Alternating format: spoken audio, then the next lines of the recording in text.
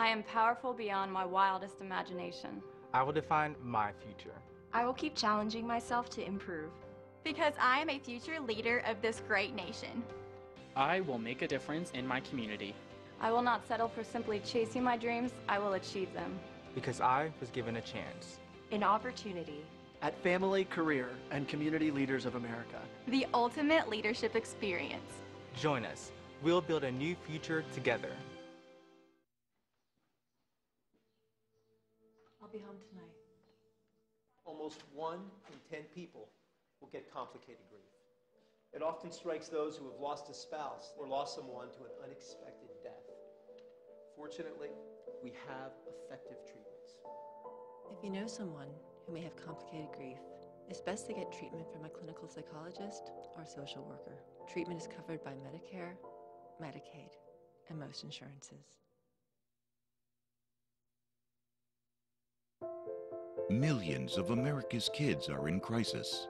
Who better to help than one who has walked in their shoes? It takes a village to raise a child, and for me, the village was that Boys and Girls Club. It takes just one person to make a difference. If you were a Boys and Girls Club kid, join us. If we all get together, we definitely can make a difference.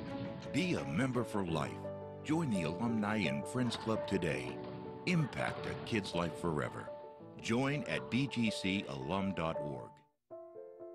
Millions of America's kids are in crisis. Who better to help than one who has walked in their shoes and found a great future at the Boys and Girls Club? It takes a village to raise a child, and for me, the village was that Boys and Girls Club. The Boys and Girls Club taught me that I could believe in myself and that all my dreams are limitless. It takes just one person to make a difference. If you were a Boys and Girls Club kid, join us. It's incumbent upon all alumni to give back to today's youths. There's so many young people that are in our communities that think no one cares about them, but we really do. If not alumni, then who? If we all get together, we definitely can make a difference in someone's life. Be a member for life. Join the Alumni and Friends Club today. Impact a kid's life forever. Join at bgcalum.org.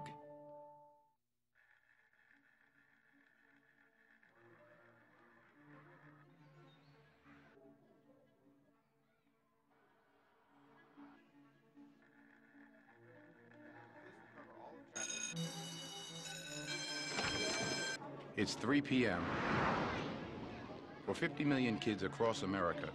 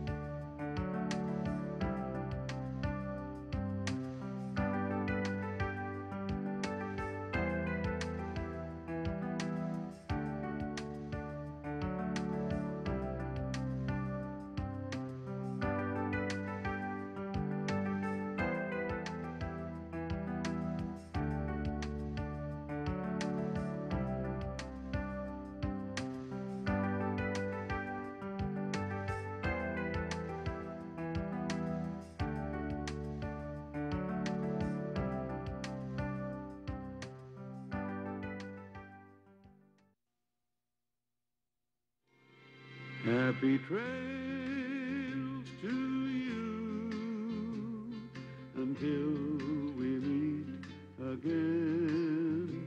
Happy trails to you.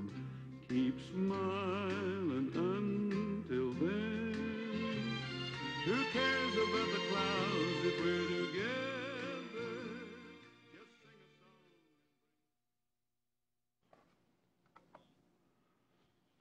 Well, now let me see. I'm making up my grocery list right now, and I need some corn, some peas, some milk. What else here? I better get some vegetables and some fruit. Yeah, I guess. Oh, hello there. I was just going over my grocery list like all of you do. That's the way smart shoppers do it. They don't get out and grab and so forth on impulse buying, you know, especially if you want to be thrifty or take the coupons along. But our next subject deals with labels. And how many times have you been in the store and you looked at the labels and say to yourself, I don't understand this. What should I look for in the food content and the value? Well, Lou is with me this morning, and he popped in, and we're going to talk about that. So, Lou, the important thing here, I think, this morning, we're going to talk about some fiber, carbohydrates, and the vitamins in the foods that you're going to go. So, tell us about the labels. Well, before we do that, Bob, we ought to ask ourselves, why aren't we saying good morning to each other? Well, we should. Bob. I never thought about and that. Why are you sitting there ignoring me making out your groceries? Well, is it that you want me to shut up? No, but I thought, you know, there'd be a lot of people that have probably sat down and made out a grocery list, and then after they got there, they were conscious of what we hope they're listening to, said, this is confusing. I was glad to hear you had fruits and vegetables on your list. Yes, I knew you would be delighted. Yeah, we are going to talk about labeling today because yes. That's an issue that a lot of people don't understand, and it is relatively simple. We should try to break it down into its simple components so that we can have some understanding of what we're looking at. One of our shows was on colon cancer, and we learned that a low-fat diet with a high fiber content can help prevent it, in addition to the other issues like not smoking, getting your exercise. Nice. But diet is a major factor in how we stay well. And in order to stay well, we need to understand what it is that we're putting in here. Yes. We need to understand that. In order to understand that, we have to have some knowledge of what the label says. It's a remarkable achievement that in this country we were able to come together as a public and say we want labels. When you think about having that information available to us, it is truly dramatic. Unfortunately, many of us don't understand how to read just going to say so we we'll don't understand that. And I happen to bring in with me this morning, my little box of breakfast cereal that I had. And we can use the label from that to talk about the issue of labeling. So what we're looking at here is from the Quaker Corporation, the toasted oatmeal squares that I had for breakfast this morning and emptied out the box. And we can look at nutrition facts. And there are a number of issues that we see on this label. One of the reasons it gets confusing is because there are so many things we're looking at. But the first thing we see is the total caloric content of a serving. We must first of all be aware of what a serving is, because servings vary considerably. And in the case of the Quaker toasted oatmeal, a serving size is 1 cup. 1 cup of cereal is not a lot of cereal. No, it is not. This is a big cup. A cup is 8 ounces. This is probably a 12-ounce mug. So we're talking about a relatively small amount of cereal. And I suspect when I eat my cereal, I'm eating 2 cups or more of cereal. And I think many of us do that. So when I look at calories, 210 calories alone, or if I mix it with some fortified skim milk, and it should be skim because there's additional fat in the regular milk that we don't need, it gets up to 250 calories. So when I have my 2 cups of toasted oatmeal squares, I'm probably consuming a breakfast of 500 calories. Put some banana on it or some raisins, some fruit with it, and you've got a pretty good balanced breakfast. We can look down here then, look at total fat, cholesterol, sodium, potassium, total carbohydrate, fiber, and other carbohydrates, and protein. What do these mean to us? And that's the issue that we'll talk about at length today. I'll slide this over here. Keep that. And we'll start off with our little graphics here on calories and their meaning. How do I decide what calories to eat? How do I balance this all? What should I be doing? Well, we can look at what optimal fat is. We know what optimal protein intake is, and we know that The rest should be carbohydrate. So the optimal fat is 15% fat. Americans are on a 42% fat diet. Probably almost 3 times the fat that they need. This should be restricted. Does it have to be as low as 15%? Not for everybody. The American Heart Association says let's strive for 30%, because if you're otherwise healthy, 30% is probably appropriate. For those of us who have problems with cholesterol, with high blood pressure, with diabetes, with stroke, we want to be on a lower fat diet, and 15% is probably optimal for everybody, but not necessary for everybody. If you think about it, for example, from the Heart Association standpoint, 1 man out of 2 in this country is going to die of a heart attack. 1 man out of 2. Flipping that around, 1 man out of 2 is not going to die of a heart attack. So why should that 1 man out of 2 that's not going to die of a heart attack live with a restrictive diet all their lives simply because they may die of a heart attack? If you are in a high-risk group for heart disease, 15% is where you want to be. If you're not in a high-risk group, then 30% is probably okay. Optimal protein, and this is a terribly important issue, protein. Protein. 0.35 milligrams per pound is the number for adults. We consume in this country probably 4 times that amount of protein, and that carries with it risks. And you don't hear a lot about protein. You hear everything about fat. You hear a lot about sugars, but you don't hear anything about protein. 0.35 milligrams per pound. For me, at 160 pounds, that represents about 60 grams of protein that I should be consuming. One thing before you go on, excuse me, I want these folks to know that you are perhaps the best well-dressed person and wears his clothes the best, but just look at the weight, 162 pounds. How would you like to weigh that? And if, as in my case, you have a bad family history of heart disease and no man lived beyond the age of 63, maybe you want to be. And there was the motivation there. Yeah. Remember the message, Bob, that you can go up to 20% overweight. In other words, I could be 205 pounds and still be healthy if I didn't have a bad family history, high cholesterol, tendency to diabetes, those issues. So we have to remind our folks that 205 pounds is okay if you're in a low-risk group. Continue. This should be grams per pound, not milligrams. I'm sorry about that. I was tired when I did this graphic. So 0.35 grams per pound, which for me represents about 60 grams a day of protein. The rest should be carbohydrate. So going back to our label, we can look at this label and say, okay, if I should have 15% of fat for an optimal diet, what does that mean in terms of looking at my label? Well, it's very simple. The percent of fat that we're getting in this product is listed right here as 4% of the daily value. Now, that 4% of that daily value is based on a 2,000 calorie diet, which just happens to be my diet. If you are on more than 2,000 calories a day, then you have to adjust that upwards. But 2,000 calories is probably a good mid-range for America.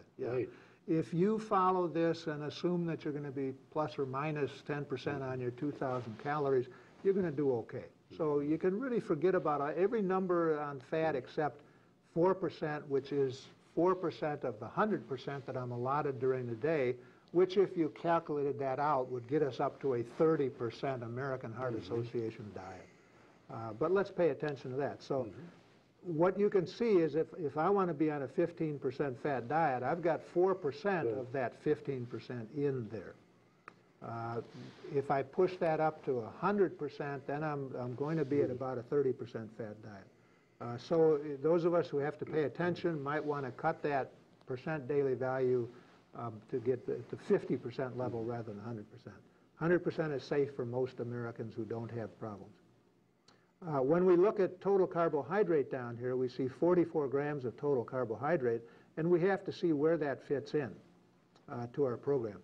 Then down at the bottom, we've got the protein, and the protein content in this half a cup of toasted oatmeal is 6 grams. By having 2 cups this morning, I have had 12 grams of protein. Okay, 12 grams of protein, and my daily intake should be about 60, so I therefore have about a fifth of my protein. Intake for the day. And that's easy to measure. We want to try and stay somewhere in that 60 gram range for somebody with a 2,000 calorie diet. So we've looked at total fat, we've looked at carbohydrate, we've looked at protein. We know that the total fat should be about 15% of our diet, up to 30%.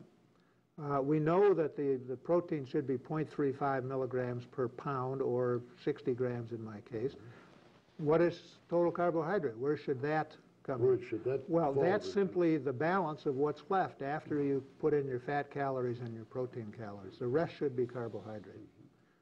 Now, when we talk about carbohydrate, we need to move on to some facts about carbohydrate, because there are some very important issues here. We first of all have to think about the fact that carbohydrate is made up of either simple sugars or complex sugars, which we call starches. Okay? Simple sugars, classically speaking, are those single or double units of sugar and are characterized most by the white granulated sugar that we buy in the grocery store. Those are simple sugars. There are problems with simple sugars, and we'll talk about it. A complex carbohydrate, which we call starch, is made up of sugars that are linked together into a larger component. And I like to use the term think of Tinker Toys. When you put Tinker Toys together and you create this larger element of a Tinker Toy item, you have, in essence, a complex carbohydrate. If you think of the little Tinker Toy wheels as the carbohydrate and the rest of just as the links between the carbohydrate, there you have starch. You have a complex carbohydrate. Simple sugars raise the blood sugar level rapidly. They get right into the bowel, are sucked up real quickly. The problem with that is that they then raise the insulin level very high. The insulin level comes out in response to the sugar in the blood, but it goes excess. We then wind up an hour or two later with the blood sugar dropping below a normal limit, and we're hungry again, we're searching for food, we're a little shaky, low blood sugar type reaction. Complex carbohydrates, starches, do not do that, because the body has to take the Tinker Toy apart before it can use it. It therefore brings the sugar into the system at a much lower pace. The insulin response is not so high, and you never have that overshoot that winds up with a low blood sugar later. So complex carbohydrates are what we fundamentally want to eat. Unfortunately, in our country, simple sugars is what we eat the most of. Diabetics particularly have to watch their levels. It has very clearly been shown that if a diabetic will be on a high fiber diet made up of complex carbohydrates, their diabetes will be improved 50%, at least. How many follow that, though? Unfortunately, people don't listen to this message. So we want people out here to listen to the message. So when they walk up to us on the street, hey, I saw your show, and we say, what did we talk about? You can say, well, you taught me that I want to avoid the simple sugars. How do we know what's a simple sugar? Yes. It's white, it's granulated, it's pretty. But the processing product, the processing of the product removes a lot of the good stuff. Brown sugar is unrefined, but it's not as pretty, so we don't buy it. We don't like it. We do like it on our oatmeal. Okay, there are times when we like brown sugar, but generally speaking, we don't use the unrefined sugar. Compare the nutrition, though, and I know this is small, so we'll run through some of these numbers. Brown sugar, we have niacin, B6, folate, potassium, calcium, phosphorus, and iron here, and we have significant amounts of those in the brown sugar. When we look at the white sugar, 0, 0, 0, 0, 0. Oh, yes. Very small amounts of phosphorus, 1/16 of the amount that's in the brown sugar. Very small amounts of potassium, almost undetectable when you compare 4 with 761 milligrams. So what we do by refining sugar is take out everything that's good. We therefore have nothing but empty calories. I see. Empty calories do nothing for us except add weight. So we should avoid the use of simple sugars and substitute for them the more complex carbohydrates. Now remember, brown sugar is a simple sugar. Yes. It's just unrefined. But what we do when we refine products is incredible. We take out a lot of the good stuff. We take out the good stuff. So we got to go back to some simpler ways of living, and it's also cheaper to eat the unprocessed foods. Okay. Simple sugars add to calories with nutrition. They're also added in very heavy quantities to our processed foods. And it's incredible when you look at this and you consider, for example, first of all, that a teaspoon of sugar is 5 grams, which represents 20 calories. There are 4 calories per gram of sugar. So 5 times 4, 20 calories. A 12-ounce soft drink has 7.5 teaspoons of sugar. Ooh. Okay? Now, would you, in the course of your day, go to your sugar bowl and consume 7.5 teaspoons of sugar? Don't think so. I don't think many people would do that. No, but every time we pick up a soft drink, and even more ominously, some of the newer juices. Yes. The 10% juice that they sell for our kids and us, very high in sugar, even higher than a 12-ounce Coke. Yes, dramatically higher. And people are misled into thinking, hey, this is great food for my kid because it's juice. It's got fruit juice in it. See? But watch for the sugar count. Watch for the sugar, and you can read your label because 150 calories represents 7.5 teaspoons of sugar. Oh. An average candy bar has 6 teaspoons of sugar. Again, refined sugar that is empty of significant nutrition. Now, my favorite candy bar is Snickers. And just think of the peanuts and the caramel in there. That's got to be loaded with sugar. And you would do better for a snack to eat the peanuts. Yes. Because it doesn't have the simple sugar added to it. Right. Peanuts will take time for the body to process. You will not get any rapid rise in blood sugar. So just go and get an ounce of peanuts. And that'll do it. Put the Snickers away because you're getting 6 teaspoons of sugar. Right. And you got to ask yourself, would I eat my 1-ounce bag of peanuts with 6 teaspoons of sugar? No, we wouldn't do that. But we do it when we don't pay attention to our label. One more I'll throw at you. What about a Three Musketeers bar? Same thing. Now, I've been told that has less fat in it. And if you're going to eat a candy bar, that's the one to eat. But you can't, go overboard. If you're going to eat a candy bar, Bob, there is no such thing as a bad candy bar. There isn't. Okay. All right. People who tell you that my candy bar is better for you than their candy bar are deluding you into purchasing their candy bar. I see. They're trying to make a buck. Okay. Okay, but if you're going to have a candy bar, for goodness sake, go and have fun and have a candy bar. But remember, you have choices to make. Okay. And candy bars have 6 teaspoons of sugar in them, as we noted. Right. And you have to ask yourself, do I need that sugar? No. If you're healthy and you're going to go out and work in the fields, nothing wrong with that. Well, you're going to burn if you're healthy and you're going to sit in your chair, probably not so good. Not so good. You got to burn those calories off, and sugar is the way we get energy. So it's a good energy source. Everything is permissible, not everything is beneficial. That's the way you have to look at this kind of an issue. I like your sayings. Yeah, in fact, good. That's from the Bible. That's 1 Corinthians, if you're interested in pursuing there. Yeah. We can also throw in a little spirituality here. Fats. Yep. A lot of confusion about fat. Animal versus vegetable is the biggest confusion. Animal fats are highly saturated. They're also high in cholesterol. This causes high blood cholesterol and heart disease. Vegetable fats, less saturated, no cholesterol. You get no cholesterol in any plant product. Cholesterol is strictly an animal product. So if you want to lower your cholesterol, you start by avoiding the animal fats. Vegetable fats, however, we take and process. We process them and we turn them, liquid oils, into hard oils. Okay, so we can have margarine, we can have Crisco. Okay, those products are from, God has given those us in liquid form. We do a process of heating them up and, quote, hydrogenating them. We add hydrogen atoms to them, which essentially makes them into saturated fats, which are the same and have the same consequences as the animal. Yeah. So whether we eat animal fats directly from the animal or whether we eat animal fats that we're producing by heating liquid vegetable oils is irrelevant. They still are unhealthy. So we want to stay away from those. Even worse, when we have gone through that process, and we didn't know this until recently, we are developing what's called trans fats. You may have heard of trans fats. Yes. They happen to be as bad or perhaps even worse than saturated fat in terms of heart disease. So if you are interested in preventing heart disease, you get away from the solid vegetable oils, the hydrogenated vegetable oils. Unfortunately, those are contained in a lot of processed products. Yes. If you look at your labels, you're going to find that processed fat is a lot of it. And you can find that out simply by looking at saturated fat on your label or looking at the ingredients. If one of the ingredients is hydrogenated vegetable oil, and you don't find that on the Quaker Oats label, this has no oil in it. There are some cereals that do. If you see hydrogenated vegetable oil, you don't buy it. You don't buy it. Put it back on the counter. Yep. Okay? Oh. All fats, whether they're animal or vegetable, have 9 calories per gram. So from the standpoint of gaining weight, fat is fat.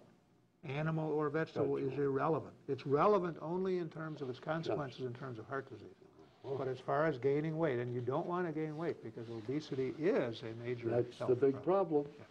Fat is required for nerve and brain tissue.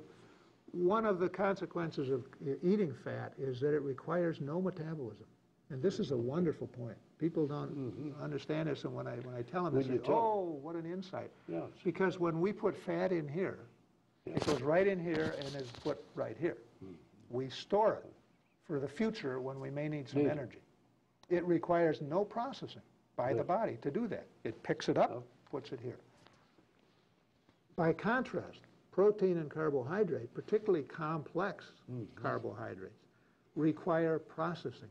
That processing requires energy that we have to give up from our body. Our little factory here, which is the liver, is going to use calories to process that food. The revelation is that by eating foods that require processing and the burning of calories by the body, we're actually burning calories off and helping to control weight. When you eat a fat calorie, no energy loss. When you eat carbohydrates, particularly complex, requires energy. So you're gonna, if you think about it, you can almost lose weight by choosing the foods you eat. Absolutely. There's an element of that. Right. And this has been, a lot of diets play on that. They have you eat foods that require calories and give you an additional boost in getting the weight down. Once fat tissue is laid down, it's stable, it's not used again until your body runs out of fuel. Then the body will come and pick it up again and burn it. But only when you're out of fuel. You have to be in a deficit state in order to do that. 9 calories per gram of fat make fat much more calorie dense than carbohydrate or protein, which are 4 grams or 4 calories per gram. It's over twice as dense.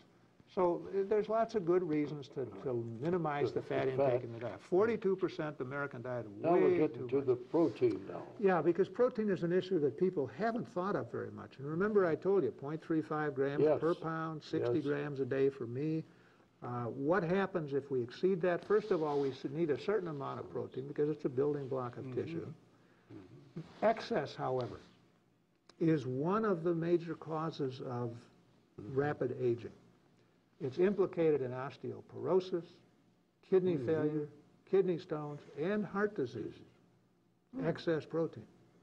And we are doing ourselves a disservice in this country by being on high-protein diets. Now, this includes young people who are taking protein powders. I mean, we have young people trying to bulk up, and they're consuming huge quantities of protein, huge quantities. This is serious because this causes kidney failure over a long term. It doesn't occur today or tomorrow or the next day. By the time the kidney failure occurs, you're too old to even remember when you did eat all that protein powder. See? So it's the consequence of overabundance over a long period of time that you want to avoid. Again, protein is 4 calories per gram, and the daily requirement of 0.35. You're probably wondering why I'm moving this paper. Why is that? You know why I'm doing that? No, Well, it's because in fact, I wonder about a lot of things. Our viewers at home wouldn't be able to see it exactly the way it should be. I see. See, this is a show that we let you in on these little production secrets. Well, moving along, the fiber. Now, this is a vital part of our good health. In our colon cancer talk, we discussed fiber. Yes. By eating a high-fiber diet, you reduce your risk of colon cancer. High-fiber, low-fat. Yeah. High-fiber diets also reduce the risk of many diseases. Stroke. Look at a high-fiber diet, it reduces the risk of stroke by 30%. Other cancers, perhaps. The other element of fiber is what goes along with it, because fiber comes from your plant-based foods. Vegetables and fruits. Yeah, and grains, whole grains, wheat and oats and corn products. These things have not only the fiber, but they have vitamins and minerals and antioxidants, all of which are critical to our health. We should be eating more of that type of food. We should be eating more of that. And that's the issue here that we need to look at, because we don't often look at fiber, yet our labeling enables us to very quickly figure that here with my cereal this morning, dietary fiber in a half a cup of this cereal is 4 grams. I had a full cup of that. We're talking 8 grams of, I'm sorry, it was 1 cup serving size. I had 2 cups. I had 8 grams of my fiber today. The average American diet is 13 grams of fiber, which is incredibly low. The requirement for optimal health is probably about 40. Going up higher is not going to do harm and may do it additional good. Maybe be better. One of the problems with high fiber is that you get gassy, you get bloated, you have more frequent bowel movements. People sometimes do not like that. There is a trade-off when you go on a high-fiber diet. Usually after you've been on an increasing fiber diet over a period of time, some of that will diminish, so you won't feel quite as gassy. The body adjusts to it. The body adjusts. You won't feel quite as bloated or gassy. When you first start eating a high-fiber diet, it can be somewhat uncomfortable, so be prepared for that. 13 grams of fiber a day, we're relatively comfortable, but we're also at risk for constipation, diverticulosis, colon cancer, heart disease, strokes. Yes. Push it up to 40, we're going to get a little more uncomfortable, but that's a trade-off. If we want to be healthy, we have to be gassy and bloated. Right. Okay? Europeans seem to do better than this with this than Americans. Yes. Americans don't like to be bloated and gassy. Yeah. And I always tell people, that's okay, that's good gas. Yes. Okay? Right. Over the years in medical practice, people come and say, oh, doctor, I've got this gas and it's bloating, you got to help me. And I would say, hey, that's good gas. Let it go, it's okay. Because it's important. If you're going to eat a high-fiber diet, you're going to be gassy. As we noted, the high intake may reduce colon cancer. It also binds with cholesterol to reduce the blood levels of cholesterol. This is where Quaker Oats got into the big advertising scheme. Yes. Our Quaker Oats will reduce your heart disease. Well, so will any other fiber. It isn't Quaker Oats that does that. It's the fiber in the whole grain that Quaker puts into their oats, the whole grain. They didn't refine it to take the fiber out. And we're going to look at what we do to our foods in order to get fiber out. And it's dramatic. This is just a little graphic that shows some foods, the fiber content of foods. First of all, notice that beef, pork, and poultry have 0, 0, 0. No fiber at all. Animal products have no fiber. Very important message, because in America we eat meat and potatoes. Yes. That's why we only get 13 grams of fiber. Well, a lot of people eat a lot of chicken too, on the basis of 0 fiber. Yeah. Trying to be healthy, they eat chicken and turkey. Or fish. Or fish. 0, 0, 0. Yet in this country we make the focus of our meals the meat. Yes. What are you going to eat tonight for dinner?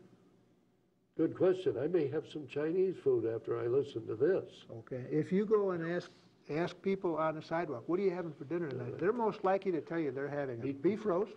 Right. Oh, we're having turkey tonight. We're having ham. Yes. They don't tell you, well, we're having broccoli. We're having zucchini. No. We're having some tomatoes. Right. No, the focus is on the meat. And we need to get away from that focus on meat. Meat should be a condiment. We should be adding meat in 3 to 4 ounce portions to our servings to help us enjoy the meat product without influencing our lack of fiber intake. To get our fiber, we should be eating a cup of kidney beans and getting 13 grams of fiber, a cup of lentils, lentil soup before we eat our meat. Yes. A cup of broccoli, 4.6 grams of fiber, 100% bran cereal, half a cup. If you're going 100% bran, remember my toasted oat squares here are only 6 grams. This is 8.3 for a half a cup as opposed to a cup of the other. So 100% bran cereal is very high. And if you get 8.3 and you eat a cup of bran cereal, you've got 16 grams of fiber already. You're already above the average level. If you add to that during the day some broccoli, some lentils, some kidney beans, you can push it up to 40 fairly easily. So it isn't difficult to get the fiber in. It's just a matter of focusing on the fiber and saying this is desirable. And when you do that, you can eliminate looking at total fat content, looking at other carbohydrate content, Just by because doing this. this is healthy food. And if you're watching your portion size and you're keeping your calories in balance, you're not going to gain weight or lose it based on these products, but you're going to get all the nutrition you need. Here's where your antioxidants are. Here's where your vitamins and minerals are. So good, healthy food. And the labels will help you to get where you want to be. So do you all understand now when we look at our total calories, fat, protein, carbohydrate? We can also look at the other things, sodium, potassium. We want to be on a low sodium, high potassium diet. This helps us do that. In the recent years, the soup companies such as Campbell's have come out with less sodium, but prior to that, they had a lot of sodium in them, and that I assume was for preserving the product, right? Yeah, exactly. Salt is used for preservative, and in America, we started using salt to preserve food. That's how we developed a taste for it. Well, you How know are we what? doing on time here, bud? Well, we're coming around the...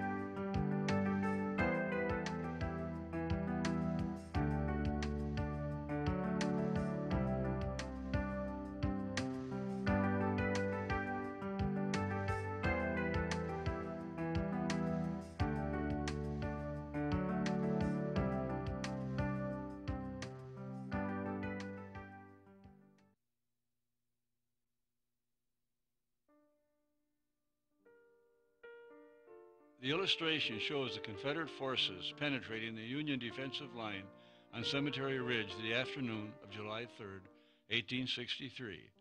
Brigadier General Lewis Armistead, with his hat speared on his saber, gallantly leading his courageous foot soldiers into the center of a hornet's nest, is hit by rifle fire and slowly slips to the ground. The title for the story, Freemasons at Gettysburg, is taken from the cover of this book, authored by Master Mason Sheldon A. Munn, who dedicated the book to the Freemasons who wore the blue and the gray.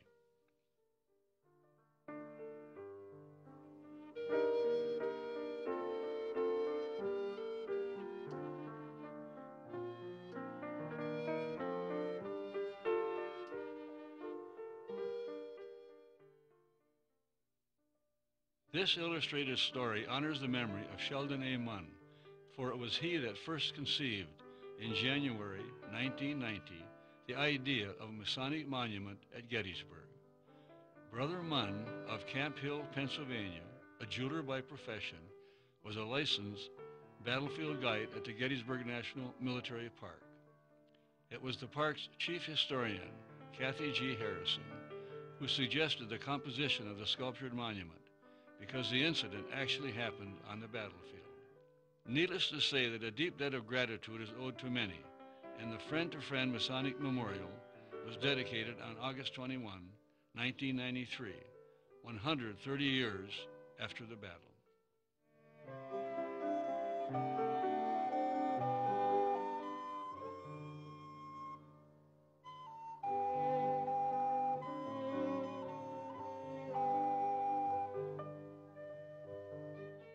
The first photograph of Abraham Lincoln as president was taken shortly after the inaugural and on the threshold of the Civil War.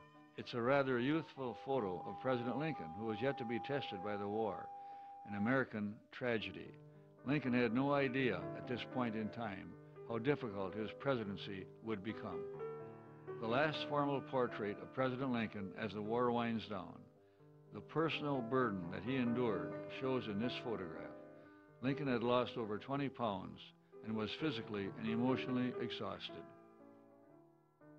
The battlefield at Gettysburg is the most visited of all those of the Civil War. Certainly part of the popularity that attracts visitors is that the Union victory at Gettysburg provided the stage for the most famous speech ever made in America, President Lincoln's immortal Gettysburg Address. Gettysburg has another distinction, if one can call it that. It had the highest number of casualties, over 51,000, of any other Civil War battle. The Union victory at Gettysburg proved to be the turning point of the Civil War. Although the war would continue for well over a year, there would be no more major battles on northern soil. And finally, something else happened at Gettysburg, perhaps more obscure to the casual reader. The Union victory put to rest any notion that any European nation would recognize the Confederacy as a sovereign power, much to the relief of the Lincoln administration. This ironclad was one of 9 designed by Samuel Pooke. Their shallow draft made them suitable for service on the Mississippi River. Called Pooke turtles, since they resembled swimming turtles, they were heavily armed and protected by thick metal cladding. The cost for each vessel was approximately $100,000.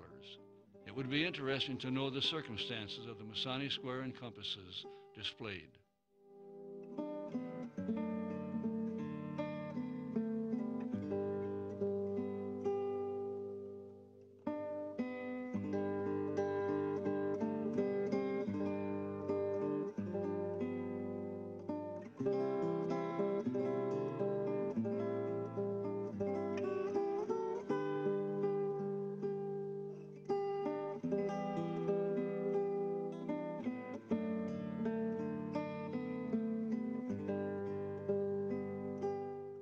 Bird's-eye view of the battlefield on July 1st, 1863.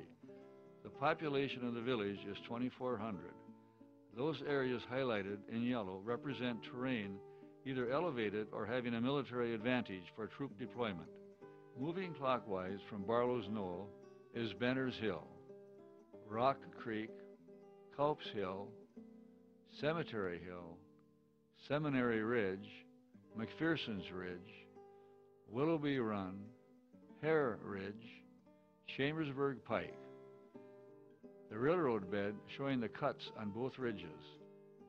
The Confederate forces coming off Hare Ridge would push the outnumbered Union forces back to Cemetery and Culp's Hills. Note the red dot between the railroad bed and Chambersburg Pike. From that position, looking toward the village, one would see the railroad bed to the left, tracks yet to be laid. Chambersburg Pike to the right. The village left to right, north to south. On the far right, but just out of view, is Cemetery Hill. To the left, Culp's Hill, and further left, Benner's Hill. That evening and throughout the night, the Union deployed their forces in the form of a giant fishhook, as shown in green. Confederate forces would deploy in an outer perimeter, shown in red. On the morning of July 2nd, Confederate forces attacked the right flank of the Union positions at Cemetery and Culp's Hills. Note the red dot on the east edge of Cemetery Hill. If one stood at that point and looked east, the Culp's farm buildings could be seen, along with the hill rising to the right. The area between the village to the left and Culp's farm is cultivated land.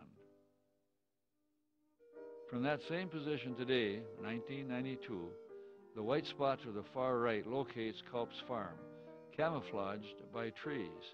The village to the left and other urban developments are hidden by the trees. Also on July 2nd, the second day of the battle, Confederate forces attacked the left flank of the Union forces at the Peach Orchard, the Wheat Field, Devil's Den, and the Round Tops. From the red dot shown at Devil's Den, look in the direction of Little Round Top. One sees the west side of Little Round Top. The slope is covered with brush and large boulders. From that same position today, 1992, little has changed.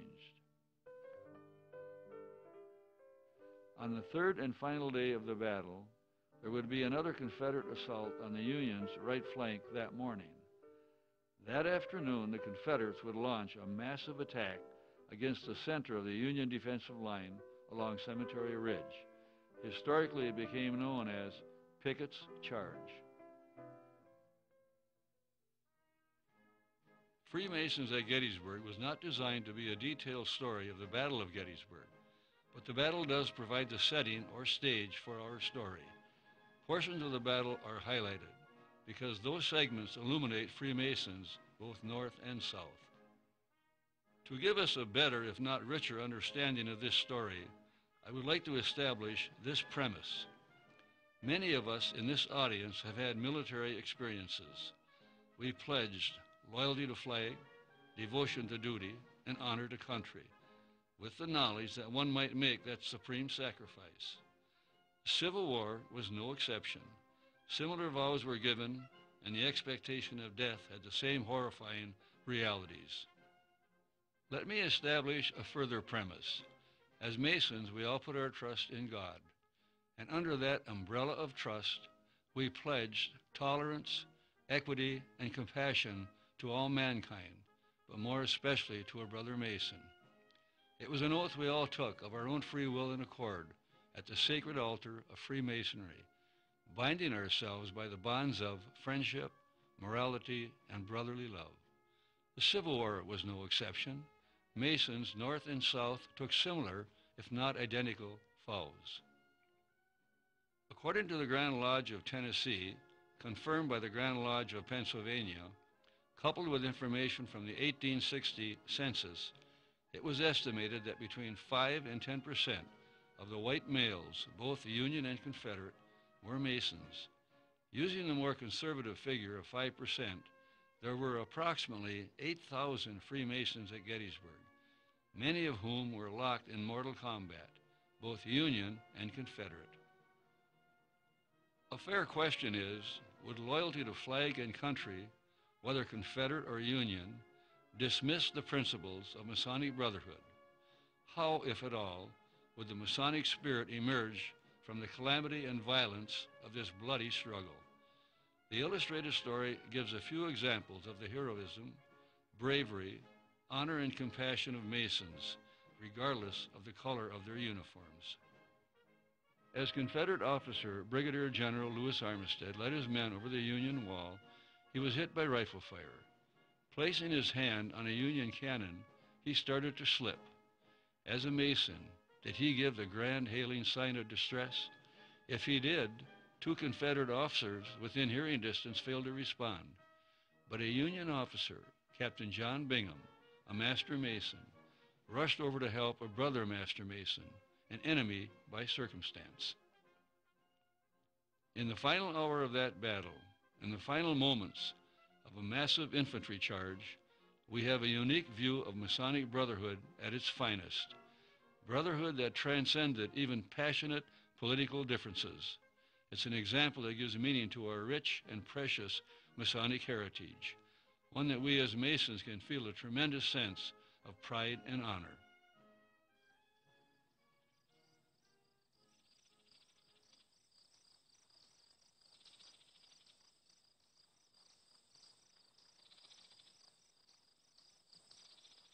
Marcellus Jones joined the 8th Illinois Cavalry in September 1861 as a lieutenant in Company E.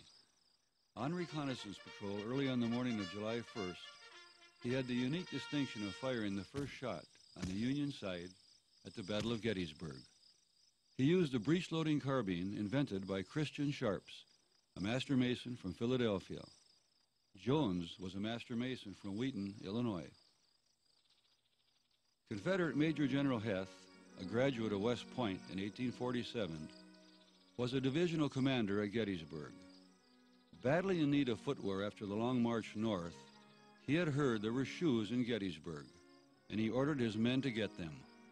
His division made the first contact with Union forces along McPherson's Ridge the morning of July 1st. He was severely wounded that first day, but did survive. Henry Heth was a master mason from Virginia.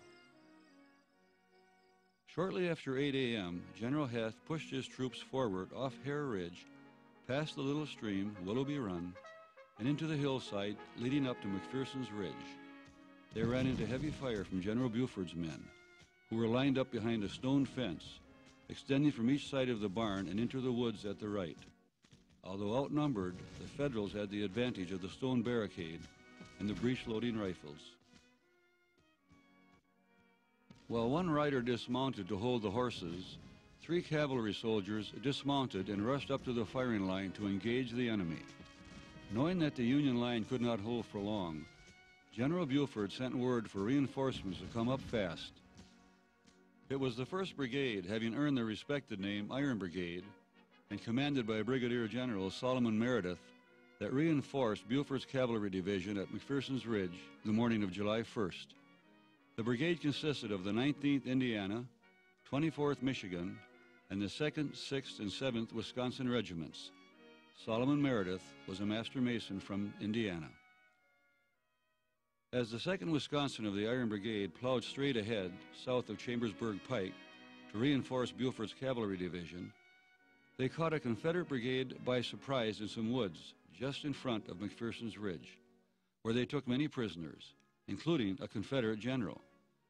The Iron Brigade was identified by their tall black hats and was a much respected and seasoned unit. Colonel Lucius Fairchild commanded the 2nd Wisconsin of the Iron Brigade. Fairchild was wounded during the battle by a shell which shattered his left arm and required amputation. After the war, Fairchild served as Wisconsin's Secretary of State and Governor for 6 terms. Lucius Fairchild was a master mason from Madison, Wisconsin. The railroad cut through McPherson's Ridge was located just north of Chambersburg Pike and parallel to it. It formed a railroad bed as the tracks were yet to be laid. It was in this area that the Federals, being pressed by the Confederates, were forced to retreat.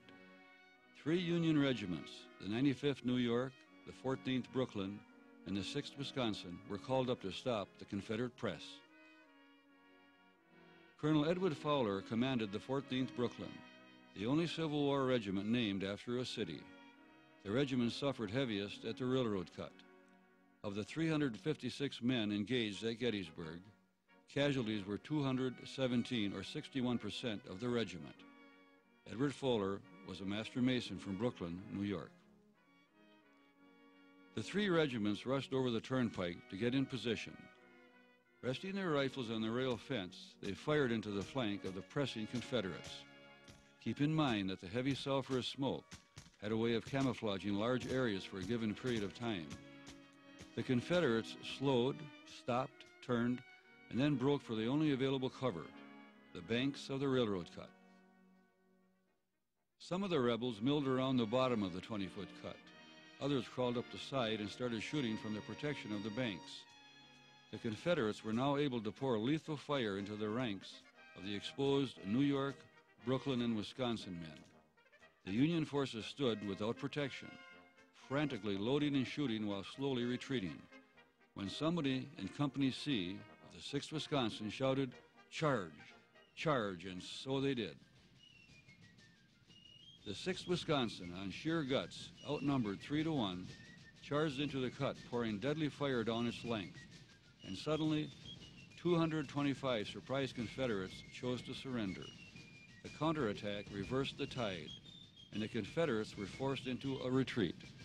It was a bold and courageous move that held McPherson's Ridge for the Union, at least for the time being.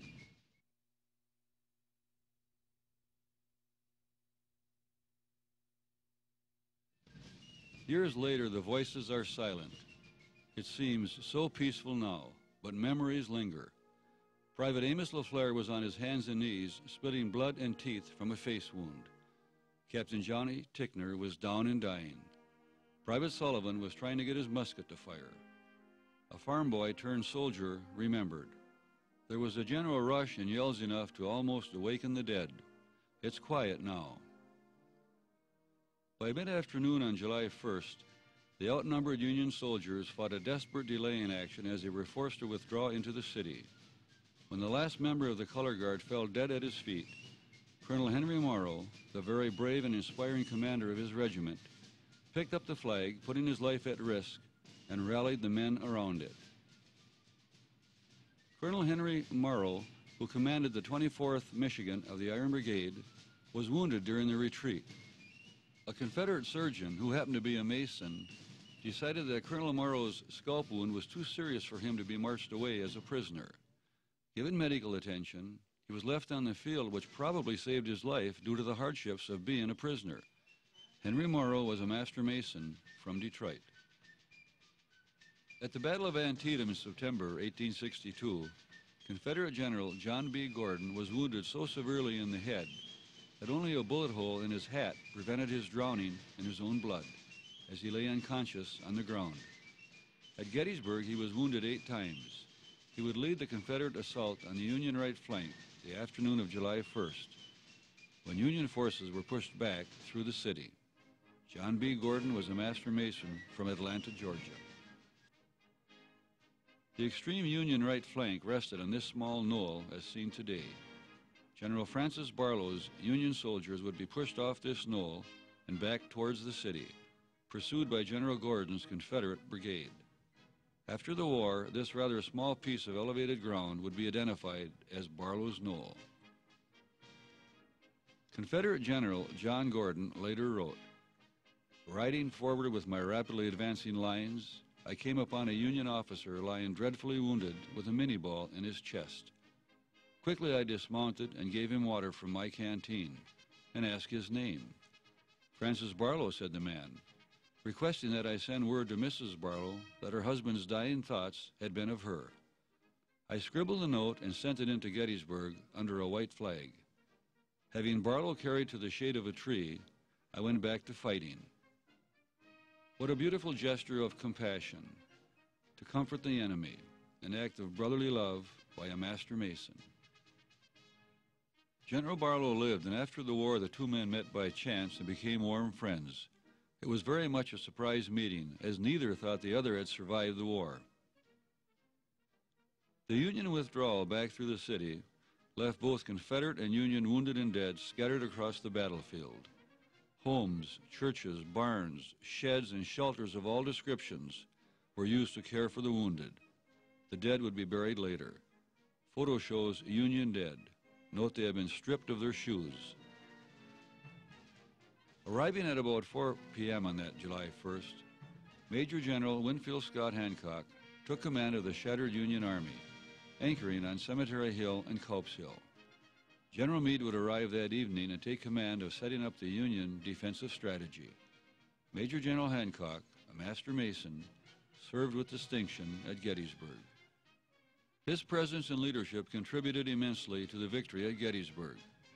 In this art illustration, General Hancock is pointing in the direction of Culp's Hill. The gateway to the civilian cemetery crowns Cemetery Hill. It was across this large piece of elevated ground that Union forces would set up their artillery and dig in. Culp's Hill was a quarter-mile east with an elevated saddle separating the two hills. An elevated ridge extending from the civilian cemetery 1 mile south to Little Round Top would form the defensive Union line. The entrance to the civilian cemetery stands today as it did at the time of the battle, with the addition of the residence for the cemetery superintendent. Confederate Brigadier General Harry T. Hayes was a prominent lawyer before the war. He served with distinction in several previous battles and was wounded on 2 different campaigns. Following military service, he practiced law in New Orleans until his death at the age of 56 from Bright's disease. Harry Hayes was a master mason from New Orleans. Photographed shortly after the battle and looking more like a farm area than a battlefield, it was up this forward slope of Cemetery Hill that Brigadier General Hayes would lead his Louisiana Tigers. It took the Confederates about 2 hours to reach the crest of the hill, their progress slowed by Union artillery fire from the west side of heavily wooded Culp's Hill, shown in the background. General Hayes led his Louisiana Tigers up Cemetery Hill the evening of July 2nd. It was planned to catch the Yankees by surprise, but Union artillery fire from Culp's Hill made it anything but a surprise. Reaching the crest of the hill, Union reinforcements stopped the advance, and the Confederates withdrew down the slope and disappeared into the night. It was the last major Confederate assault on the second day of the battle. Earlier in the day, General Sickles, commanding the 3rd Corps, had been ordered to move his men along the ridge and up onto Little Round Top, a rock-covered hill forming what would have been a very strong left flank and key defensive position. In defiance of General Meade's orders, the contemptuous Sickles chose to rearrange his troops, and Little Round Top was left undefended. A brigade from the 5th Corps, composed of regiments from New York, Michigan, Pennsylvania, and Maine, was hurriedly dispatched to the hill just in time. The brigade found the hill buzzing and reverberating in a lacework of shell fire and smoke. The Confederates had overrun Devil's Den and were now preparing to make an assault on Little Round Top. Colonel Joshua Lawrence Chamberlain commanded the 20th Maine Infantry Regiment. Having fought in 24 battles, he had been wounded 6 times. For his leadership and gallantry here at Little Round Top, he would be awarded the Medal of Honor. Joshua Chamberlain was a master mason from Brunswick, Maine. A defensive strategy was agreed on, and knowing that an attack up the west slope was imminent, trees were cut and rocks were piled to form a defensive barrier in preparation for the Confederate assault, at the same time taking and returning rifle fire from Devil's Den. Big Round Top in the background was more elevated, but because of the heavy dense forest, it was not considered in the primary defensive plan, other than placing sharpshooters near its crest.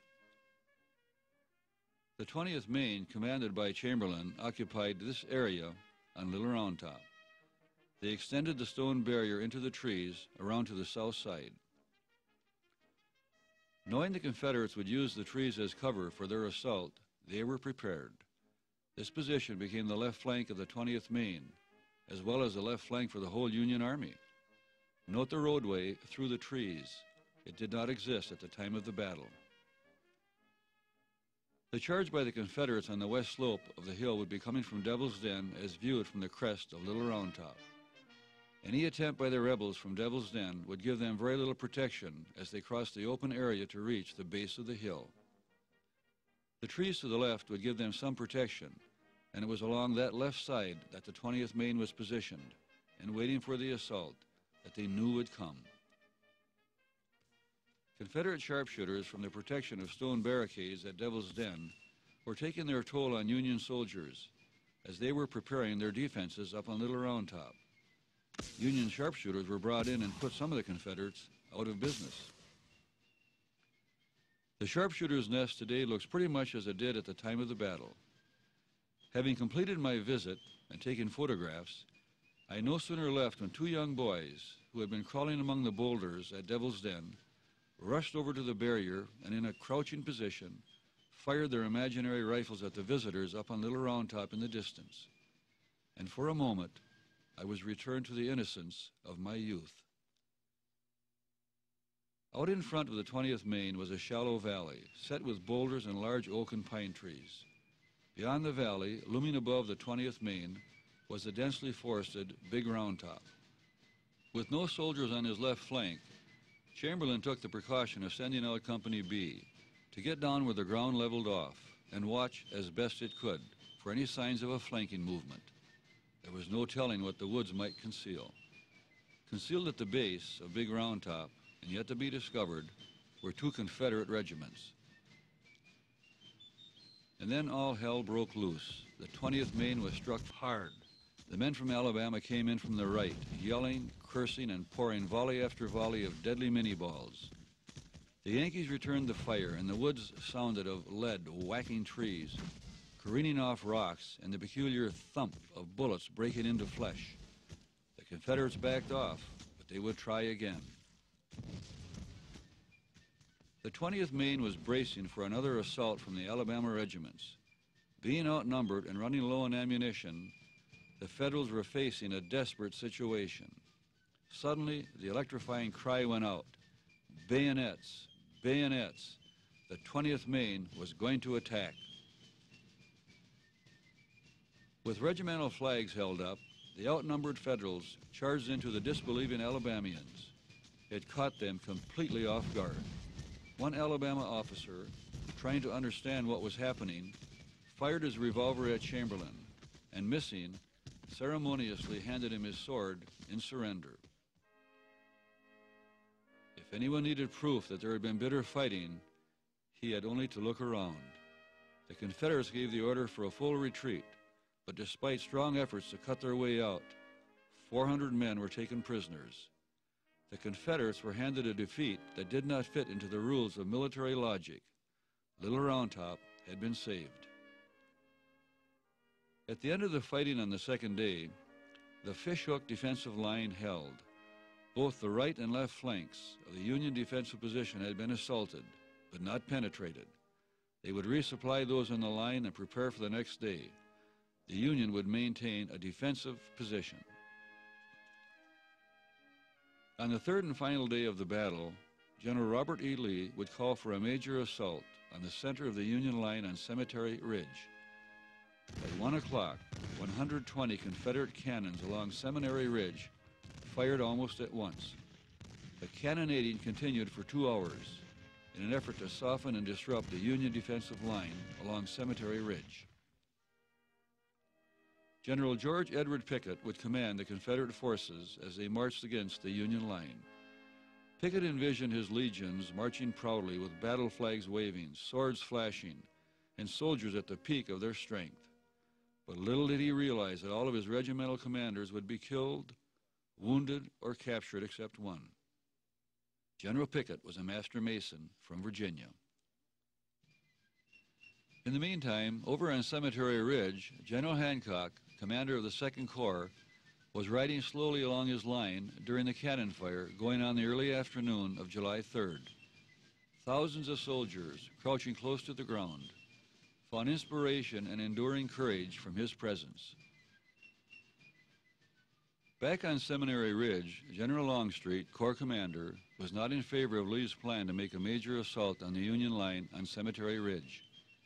Here we see General Pickett waiting for Longstreet to issue the order to assemble for the charge. General Longstreet does not issue the order verbally, but instead reluctantly nods his head in approval. With approval to advance the infantry, General Pickett galloped up and down the Confederate line calling out, "Up, men, and to your posts. Don't forget that today you are from old Virginia." With their colors held high, the Virginians waited for the command to march over the rise and into the history books. Yet to be seen by the Union soldiers over on Cemetery Ridge, 12,000 Confederates would dress their ranks. The heavy sulfurous smoke from the continuous cannon fire was suspended in the air, forming a camouflage, denying the Union troops visibility. When the air did clear, witnesses said it was an electrifying sight to behold. Spread out for almost a mile in length, the Confederates started to advance. They were all heroes, these courageous and gallant men who marched across that open field knowing they faced certain death. The dedication, the loyalty, the bravery of these young men is almost without military parallel. As the Confederates advanced, 2 Union soldiers turned to join the main force. General Pickett would issue orders and observe from the position of the Godory Farm, shown in the background. Union cannons along Cemetery Ridge blast men to pieces in open holes in the Confederate advance. The ranks closed and the men continued to advance. The rifle fire from the Union forces would commence in a matter of seconds. It was across this sacred ground that blood was spilled, bodies literally torn apart. Men screamed in agony from their wounds, many mortally wounded, others dead before they hit the ground. It's hard to believe that men marched across this open field into the lethal fire of the Union rifles and cannons. Within yards of the Union line on Cemetery Ridge, Confederate General Lewis Armistead, shown with his hat speared on his raised saber, in complete disregard for his personal safety, shouted words of encouragement to the men in his brigade as they slowly advanced into the very center of the storm. Was this reckless pride on the part of General Armistead? Or was this an expression of courageous leadership, fused with love for country, devotion to cause, and